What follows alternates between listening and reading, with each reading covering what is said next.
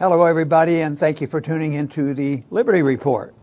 With me today is Daniel McAdams, our co-host. Daniel, good to see you. How are you this morning, Dr. Paul? I am doing fine, except for our rain that we're having today. Never ending. But, of course, we someday are going to get a really, really fancy studio, and we won't have to worry about the rain. But our tin roof sometimes hurt. But I hope our message is more important than the tin roof. That's right. So we'll proceed with that.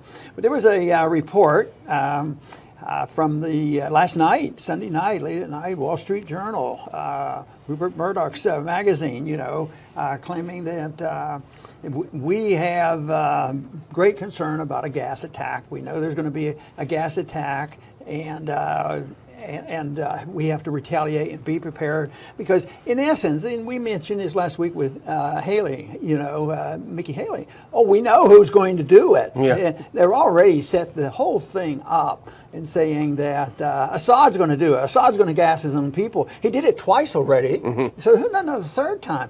But I keep thinking that this seems to be so absurd from our point of view when you look at what's available to us as far as facts go.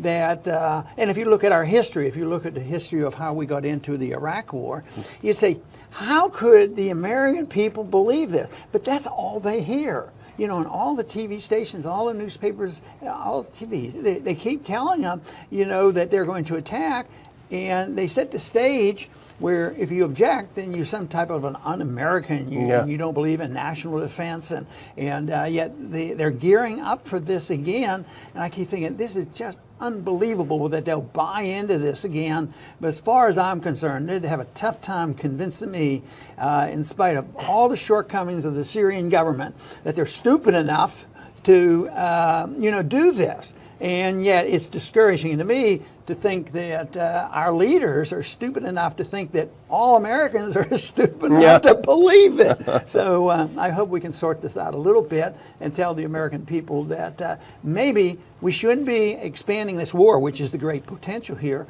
in Syria. And besides, you're an expert on this, so you're going to tell me where does the administration get the authority to be on the verge of a major escalation? Because what we're talking about, if they come up and there is gas and they don't check out who did what, and we start bombing Russia and Iranian forces, this is a big deal. So, but I don't know whether they care about whether they have the authority or not. I think they're, all presidential administrations, since World War II have assumed that they have the authority and the moral responsibility to protect the American people against these individuals who want to bomb us and kill us and invade us.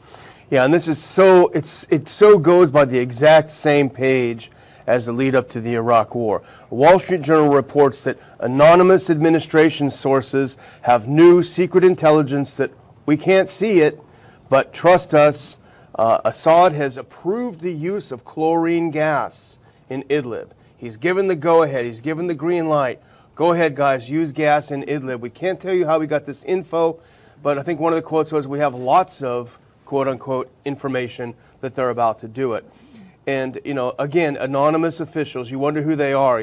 Nikki Haley, John Bolton, who could it be, or one of their minions. But, it's sad to think of the American people falling for this kind of nonsense yet again. The same kind of anonymous sources. We can't tell you what they are, but the mobile chemical weapons labs that we heard about in Iraq, and over and over again. Yeah, it looks like there's going to be escalations because one report said that the president still may retaliate even if there is no gas attack. Yeah. He just wants to bomb something. That we have to do something. Now, the one reason why we should be more concerned, about what's happening here, is President Trump has been more consistent with this. Right now, of course, things look better. This weekend, things look better. He said nice things about the North Koreans. The North Koreans didn't show their intercontinental ballistic missiles. And, it looks like sensible people are talking to each other. And if he can achieve this with a country like North Korea,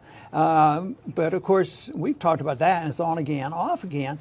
But he's pretty consistent. with Iran, and this whole thing seems to be related as much to Iran as Assad. But it's the combination of Assad and the war, the Saudi regime wanting to do away with the Iranians, and I think, and that's what seems to be lining up, and this is why this one base is so important. That even though it's Al Qaeda, it's almost like we're bound and determined not to defeat Al Qaeda. Yeah. I mean,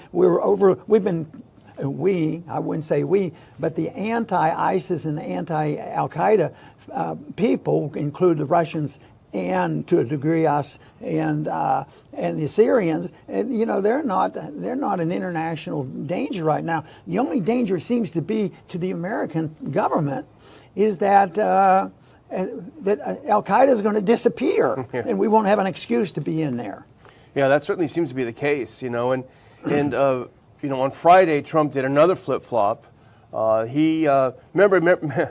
Remember when he said, we got to get out of Syria, we have no business being there, we should get out, next month or something, and then his advisors, Mr. President. So Friday he approved a new strategy in Syria. A strategy always is escalation.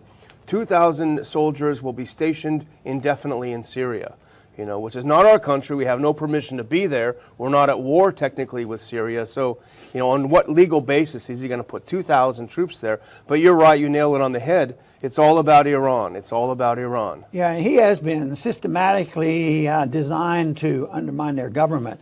He said it during the campaign, and he said he'd get out of the agreement, the nuclear agreement, and he did that. And he put on more sanctions, punish the people, and they are suffering. We talked about, the sanctions and all the punishment the Iranian people go through. So he's been very, very consistent on that. But it looks like he's determined to have some outright fighting with them. I mean, if he goes through with this, and actually starts bombing. Bombing Russia and Syrian troops and Iranian troops. I mean, that's to me is where this thing could get out of hand. We always say that there's a lot of bombast, a lot of back and forth, and both sides do it, and nothing really comes of it. But this could get out of hand because one statement said that Trump can be very, very angry if civilians are killed. And I wonder if that happened on all the battles that went over there when we were doing the bombing. No, never happened. But even if just look at this on the surface, these claims, it's so absurd on its face that I think if Americans just paused for a second before they swallowed the propaganda, they would laugh and then they would be outraged, because here is the final battle in Syria. Assad has battled since 2011 against foreign-backed radical jihadists, ISIS, Al-Qaeda, etc. Here is the last stand. He's about to have the final victory, the real last concentration of terrorists in his country. And just now, when the world is watching, he's been put on notice that we're all watching you, NATO's watching, Nikki Haley's watching, everyone's watching. Just now, when he's about to have the final military victory, he steps back and says, you know what, I think I want to use some more gas, because that's the one thing that will have American Tomahawk missiles destroying my army and allowing Al-Qaeda to live to fight another day. I mean, it's so preposterous on its face to consider this, that he would do something like this, that it's just, I almost feel insulted that they think we're this dumb for the propaganda. And we have multilateral agreements, because if we had ever been under attack by the Soviets, then our allies would come to our rescue. But those allies are available, and they're cheering it on. And both France and the French are gung ho. And the United Kingdom right now are saying, boy, we have to go at them. These are bad guys. We better be prepared. And so they're gearing up. Sure, they're really worried about America, and like we're under attack. Yeah. If they were good allies, they would suggest that we mind our own business. Maybe that would go a long way for peace and prosperity. Well, look at Macron. His numbers are way down in France. He's extremely unpopular. Theresa May has got her own problems in the UK with Brexit. A lot of this has to do with deflecting attention from their domestic problems. But the other thing about this use of chlorine gas, you remember they claimed that they used sarin last year, or earlier this year in Duma, and it turns out that there was no sarin there. But even if, as claimed, Assad used chlorine gas twice against his own people, obviously it had no military value, those two uses of the gas. It did nothing to help him defeat the rebels in Duma and Ghouta. It did nothing it had served no military purpose. The only thing that it did was that it attracted U.S. missiles. So why, even if he did it those two times, why would he say, you know what, that was a total waste of gas, it didn't do anything, but you know what, I'm going to do it again. For someone to do that, he would have to be literally insane. And he may be an evil guy, he may be as evil as they say he is, but we've seen no evidence from his systematic war against terrorism. There's no evidence that he's just literally insane. Well, and if there's a declaration that there's a gas been released an hour from now, they're not going to have an investigation. No. They're not going to.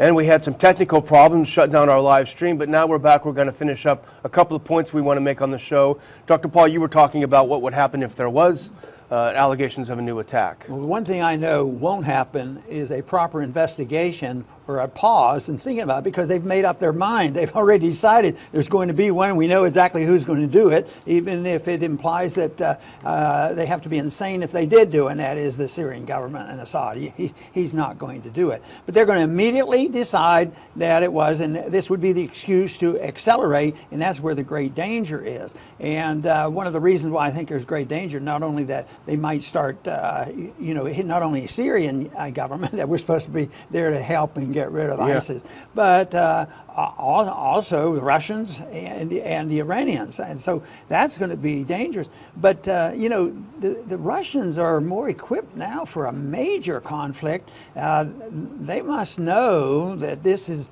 getting more serious. They have a major naval force. They've always had naval vessels there, and that's one of the legitimate reasons why they have a right to be there, because they have a contract, they have an agreement, they have a base there.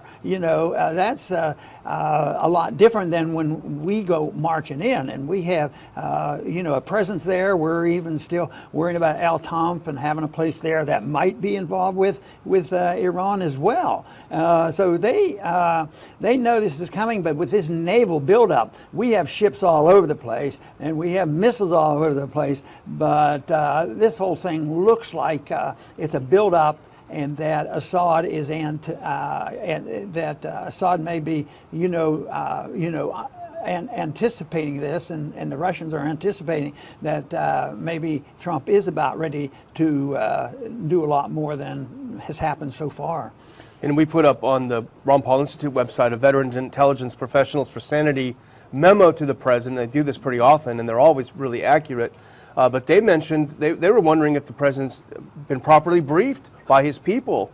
And they make a very good point that the Russians are really not sure who's in charge in the U.S. because President Trump will say something and then his national security team will do something completely differently. So that uncertainty is actually quite dangerous when you're talking about nuclear weapons. And the Wall Street Journal article, as you suggested, also pointed out that there is consideration as to whether the U.S. will hit Russian and Iranian forces. And with that kind of buildup, with that kind of naval buildup off the coast of Syria, if the U.S. starts shooting at Russians, knowingly shooting at Russians, there's going to be some U.S. ships sunk, I think. They're not going to take this lying down. Yes, it's just one of those things that it seems like it's impossible for our administrations, not just the current one, to extricate themselves.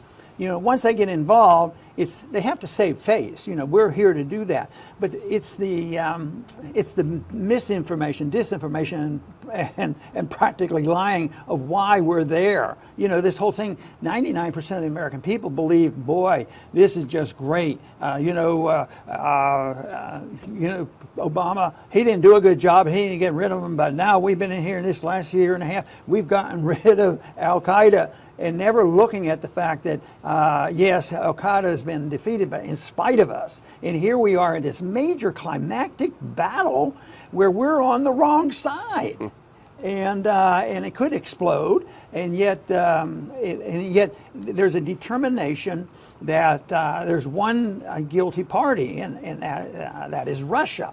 Russia has to be blamed for everything. So, and another example that I use for bipartisanship. You know, it's very bipartisan to bash Russia. You know, have you noticed it's Yeah, not that everyone loves Obama was an enemy and now they're friends and this sort of thing. It's been consistent that they have to bash Russia, and yet they argue a little bit about that. But this is bipartisan. Nobody's going to say, well, Trump shouldn't respond because the Russians did it. You know, that is the problem. Maybe we'll wake up a few souls. There's a few other people on the internet that still get their message out, and it just doesn't make sense on what they're doing. And let's have more confidence and encourage the people to think for themselves and at least look at what's happening. Most people aren't so much against what we're saying. Most Americans are probably a little bit uninformed and apathetic about the whole thing. They don't realize probably what the danger could be, so they go along with it. Yeah, that's true. And I would just say that Dr. Paul hit the nail on the head earlier in this program when he said there is no authorization. President Trump has no authority to start bombing Assad, to start bombing Russia, to start bombing Iran. He has no authority. If you like Trump or if you dislike Trump, you should be concerned with the president that's using this war authority to do something that very, very easily could escalate beyond anything we could imagine. We've said this before, but again, it looks like we're on the verge of such a thing. If there's ever a time that you called your congressman and told him or her that the president does not have the authorization, you need to challenge the president. You need to make it very clear to the president he is not to send off bombs into Syria on his own whim. So we need to really get together and let our congressman know about this. Dr. Paul? And you know, this sounds like a complicated, unusual point that we're talking about. But what we're talking about is a basic fundamental of why we had a revolution. One of the major reasons that we had a revolution, and we wrote a constitution that said the executive branch of government does not have the responsibility morally or constitutionally to start war. They don't have this authority. And yet when you look at it, since World War II, they've never used it. Even before that, it was sort of superficial, but technically they went along with it, you know, and went through the practice of making a declaration. But since then, it has been assumed that the American executive branch, our government, has this responsibility to protect us from all evil, all threats, and not participate much with the Congress. And this to me is the major problem. Just think of what would have happened if all the fighting that we have been doing and all the bombing and wars that we have been involved in since 1945 had been canceled out unless we had a declaration of war. I keep thinking of how much better off we would be and how much better off the world would be. And that's not complicated. First off, it's just obeying the Constitution, have people who take seriously their oath of office. And this would be a major step in the right directions. The founders tried to protect us from this kind of constant war, and yet we have not done a very good job following up with this. So maybe this is a good opportunity to make this point and warn the American people that we shouldn't allow the executive branch or any part of our government to go along with this. Unfortunately, even when it gets to the courts have been not sympathetic with this viewpoint. They defer to the executive branch. And the worst group is the Congress, the worst branch of government. They have deferred for so often to the executive branch. And when the executive branch goes and gets us involved in all these wars, the Congress won't say boo, but they'll provide all the money. That would be the resort they would have. Just deny them the fun if they disagree. But they don't even do that. But guess what? All the branches of government are responsive to the American people. And the political viewpoint of the American people is very important, although they're very slow and they're very apathetic, and it took a long time for the American people to wake up and say that the Vietnam War has gone on too long, and the Mideast War has been going on a long time, and if you look at all that we've been there for 18 years, it's way too long. It's time for the American people to say that we shouldn't be involved, and on principle, constitutional principle, moral principle, practical reasons, we need to quit this foreign policy of interventionism. I believe this is the way to move in the direction of peace and prosperity. I want to thank everybody for tuning in today to the Liberty Report. Please come back soon.